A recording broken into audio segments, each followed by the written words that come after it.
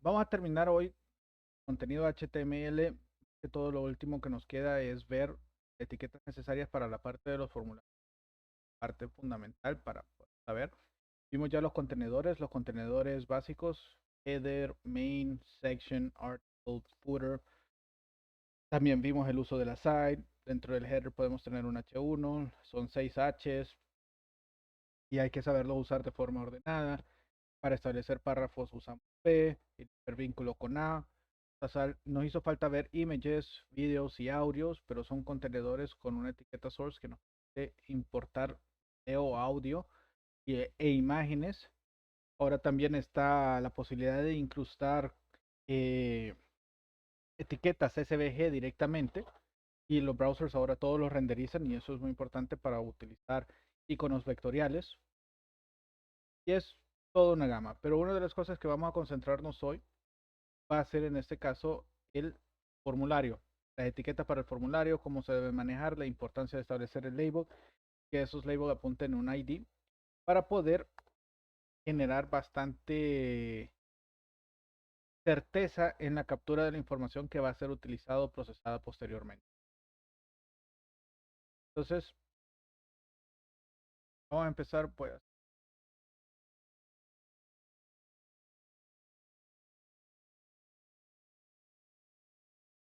Que lo vamos a poner en el H2. Todo formulario tiene que estar enmarcado en una etiqueta form y puede ser de diferentes métodos HTTP que se pueden utilizar. Puede ser get, puede ser post, puede ser put.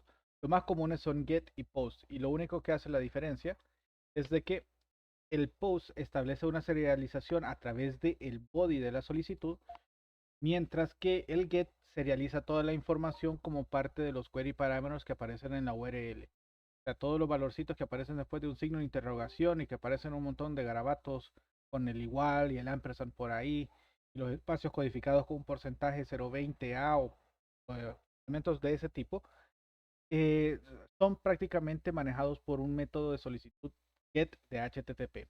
HTTP maneja hasta 32 distintos métodos, de los cuales los más comunes, más utilizados, son 5: GET, POST, PUT, delete, y hay uno llamado preflight of options. Se llama, que es para poder manejar en el background algunas peticiones. Eso lo van a ver más adelante. Entonces, la acción aquí, digamos que lo vamos a mandar a un documento llamado, a un recurso llamado index.html, método post. Hay otros atributos que tienen que ver con el formulario y la forma en cómo se serializa en el cuerpo, pero por defecto todo va en una serialización cuando es post llamado URL encoded, que es llave valor. Ok, hay diferentes etiquetas. Hay una etiqueta que nos sirve para definir un grupo de elementos. Así como en Visual Studio tenemos una etiqueta, un componente llamado group, lo han usado, y ahí en ese group lo que hacen es ir metiendo otros campitos para relacionarlo. Entonces, digamos, ponemos datos generales. Y en datos generales prácticamente decimos con una leyenda, ok, este formulario de contacto. Vamos a salvarlo para que lo vean. Y después tenemos una serie de labels, inputs, que inputs es la etiqueta que me permite capturar la información. Con la versión de HTML5 es muy interesante que yo puedo hacer varias cosas. Vamos a ponerle en medio de estos unos, y si me sirven los break rows. VR.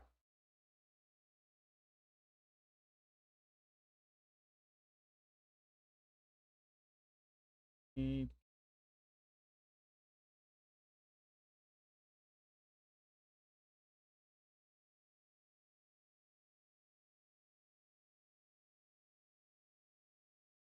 ok, elementos interesantes a revisar.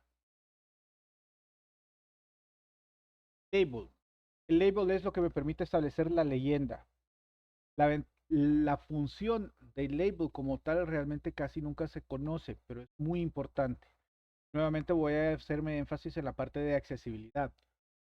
¿Se acuerdan que en la parte de accesibilidad yo les dije hay que tener cuidado de que el documento HTML sea bien formado y que tenga un significado semántico para que los auxiliares a los ciegos o a los que tienen discapacidad visual pueden utilizar herramientas como un text-to-speech y ese text-to-speech tenga la posibilidad de poderle brindar la mejor experiencia de usuario a esa persona que no va a poder ver mi formulario.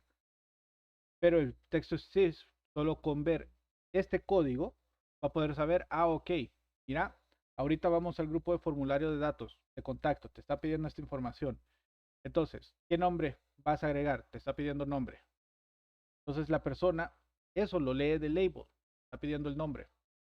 La persona utiliza otro, un dictador o un teclado braille. Dice, ok, estamos en el campo de nombre, entonces voy a poner mi nombre, Bando. Y el stick to speech va a buscar este for apunta a un elemento. ¿A cuál elemento apunta? Al que tiene el mismo ID. Entonces, este for con nombre apunta a ID con nombre. Entonces, lo que escribe de un solo ese text to speech y ese dictado lo va a meter en este input. Ahora, eso no solamente facilita para la gente que tiene esas discapacidades. Por ejemplo, si ustedes observan, si yo le doy clic al label, me va a poner el foco en el input. Le doy clic al label de email, me va a poner el foco, el enfoque en la parte de email. Casi siempre vida, no lo ponen. Y eso genera una mala experiencia y le baja puntos en accesibilidad. Ahora, hay un input bien interesante que se llama file. ¿Se han fijado ustedes que en Moodle usted puede arrastrar un archivo y ponerlo sobre el recuadro de subir las tareas? Y realmente ese recuadro es simplemente, digámoslo como es paja, es puro componente visual, no es el input como tal.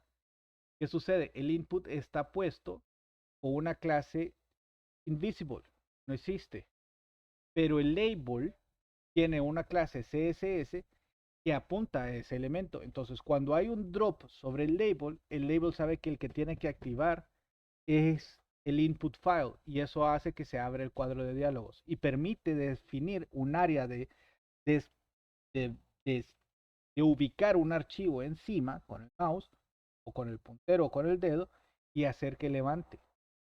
O darle clic a una flechita que se mira para arriba, upload. Hay una flechita para arriba que está bailando.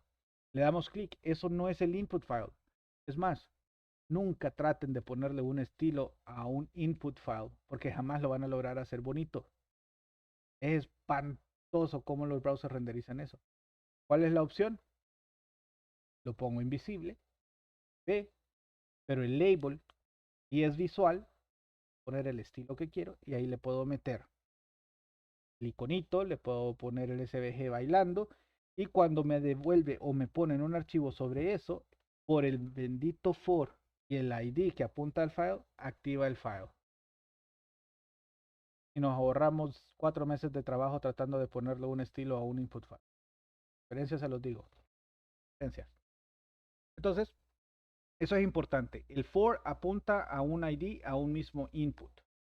Hay mucha gente que agarra el input y lo mete dentro del label. También es válido, pero no es una buena práctica. Cuesta un poquito trabajarlo y ahí me obliga a tener que poner estilos uno adentro del otro y eso genera un overhead en la parte del CSS. ¿Ok? Los inputs, solo existe esa. O sea, para el formulario solo existe 3 nodos que no se llaman inputs. El primer nodo, input como tal, y que definimos qué tipo de campo va a traer dependiendo del type. El type hay un montón, pero lo más básico son text, ¿sí? Date, para sacar fechas. Inclusive hay unos browsers que ya le levantan un date picker directamente de forma nativa. Veo.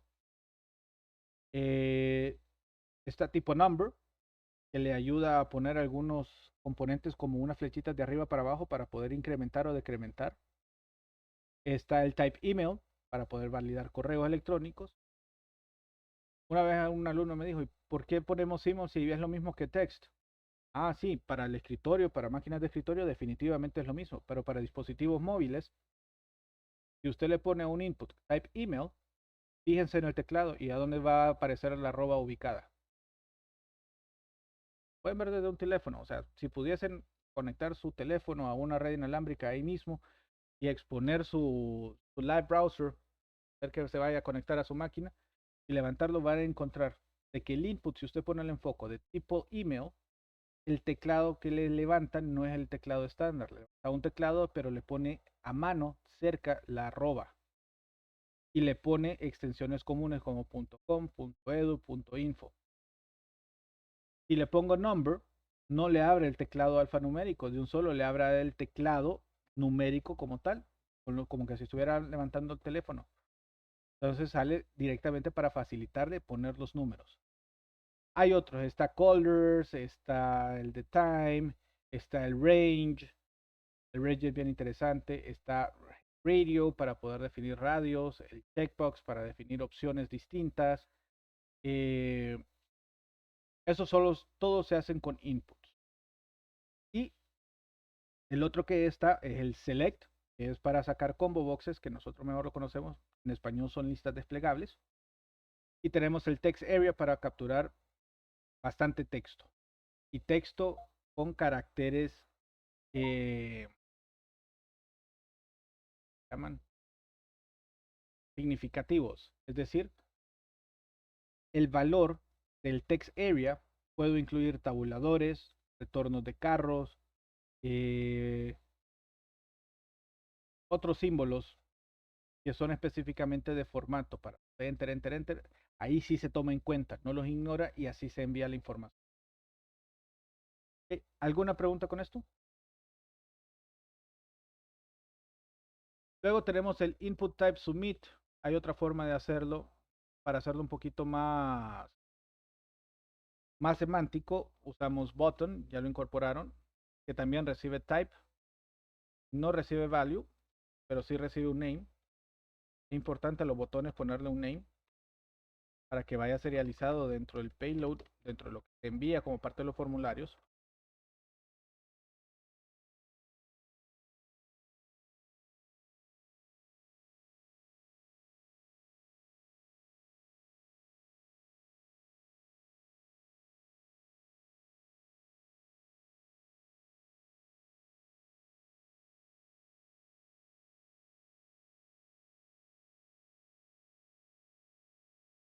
Entonces, genera el mismo, exactamente el mismo estilo,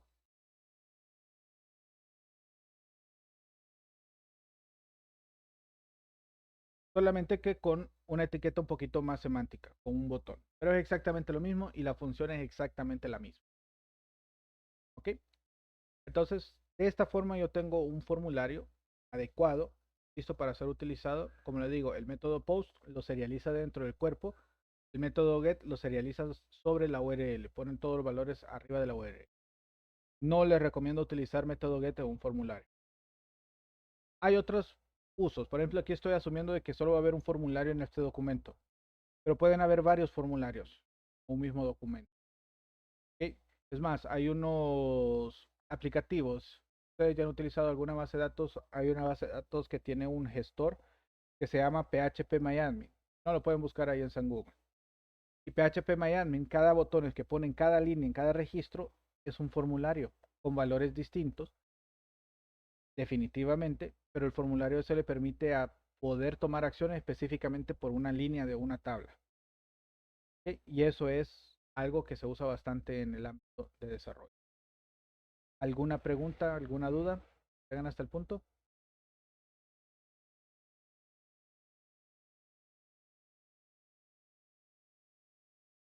Ok, entonces culminemos con tres etiquetas. Casi no se usan, pero sí son válidas usar, tener conocimiento de ellas. Ok, primero image. El image es una etiqueta que prácticamente no está funcionando el snip.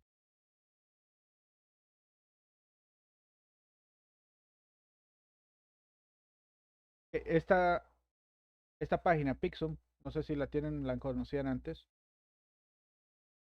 es una buena página para ayudar a hacer prototipos. Vamos a abrirlo.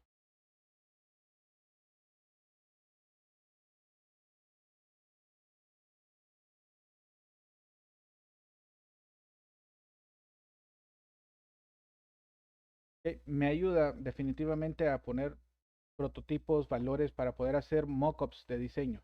Entonces, si se fijan, aquí me manda una imagen de 300 de 200 por 300. Es lo que quería, 200 de ancho, 300 de alto. Usted puede poner diferentes tamaños y él le va a generar una imagen para ese tipo. Ok, ojo, nuevamente, esto es solamente para hacer prototipos y poder llenar espacios. Este es como el Lorem Ipsum. Ok, la imagen por sí sola puede agarrar cualquier imagen que sea PNG, JPG, el de Google que se llama WebPNG, eh, SVG como tal también puede ser como un archivo fuente de una imagen. Y esto lo que va a hacer es mandar a llamar el recurso y mostrarlo en el espacio que corresponde. Eso es lo bonito del image. El image tampoco es una naturaleza imagen y yo puedo meterlo.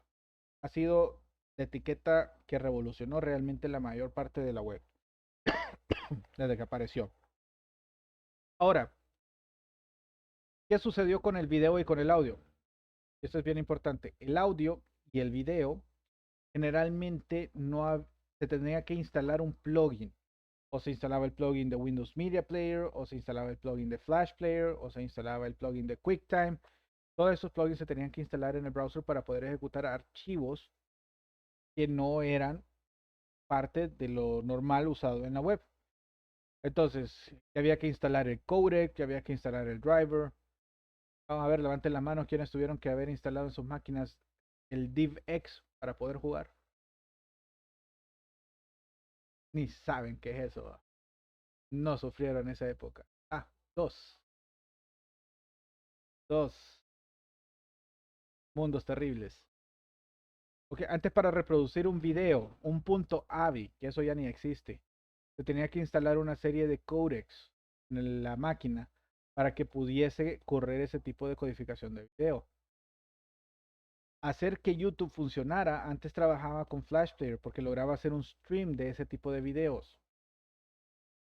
Después, con el HTML5, vino Steve Jobs y dijo, ni porra, lo que vamos a hacer es que dependiendo del codec que tenga instalada la computadora, vamos a solicitarle al browser descargar el archivo compatible con ese codec. ¿Cómo lo hizo? Con las etiquetas de video y de audio. Por ejemplo, si yo quiero incorporar video, yo puedo establecer un video o un source principal, puedo decir video.mp4, pero adentro puedo definir diferentes valores. Para eso puedo utilizar algo llamado source.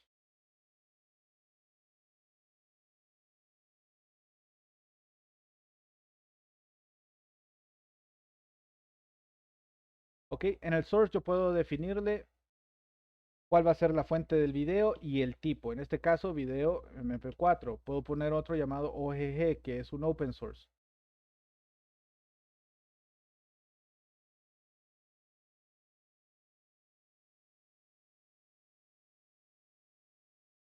Video.ogg.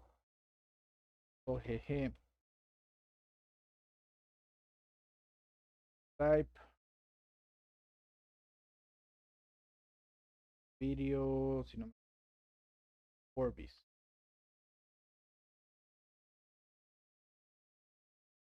¿Ok? ¿Y qué hace esto? ¿Ok? Y el sistema operativo me dice, tengo el codec para correr el MP4. Ok, el browser agarra ese video y solo va a descargar el archivo MP4 para ejecutarlo. Fabuloso. Si, por ejemplo, estoy desde una máquina Ubuntu que no tiene drivers propietarios como el de MP4 y necesito correr el video y me dice, ah, ok, no tenés compatibilidad para MP4, pero sí tenés compatibilidad para Vorbis, que es el OGG. Perfecto, Vorbis es un encoded open source. Dale, bájate entonces el video.ogg y ejecutamos ese codec. Entonces eso nos da la opción para que el video pueda ser accesible a cualquier máquina con cualquier tipo de codificación. Lo mismo sucede con el audio, es exactamente la sintaxis, lo que cambia es el audio y los valores que van en type. Pero de ahí es exactamente lo mismo que sucede. Y eso es una gran ventaja, porque hoy en día, por ejemplo, Google también ha lanzado su propio codec y los que tienen Google Chrome también los instala de un solo ese codec para una versión y compresión de video mucho más bajo, es decir, el archivo es más pequeñito, pero mantiene la calidad alta del video en una razón de tamaño bastante significativo y muy bueno. Eso lo pueden llamar como web, a ver, debo la extensión, creo que es PWeb, pero ya no me acuerdo. Pero ya está incorporado y eso es una de las ventajas para usar este tipo de contenido. Con eso terminamos el día de hoy. Discúlpenme, me les robé 4 minutos más. Para poder retirarse, por favor, en el chat me escriben su número de cuenta al revés, ninguna sustitución. Y con eso vamos a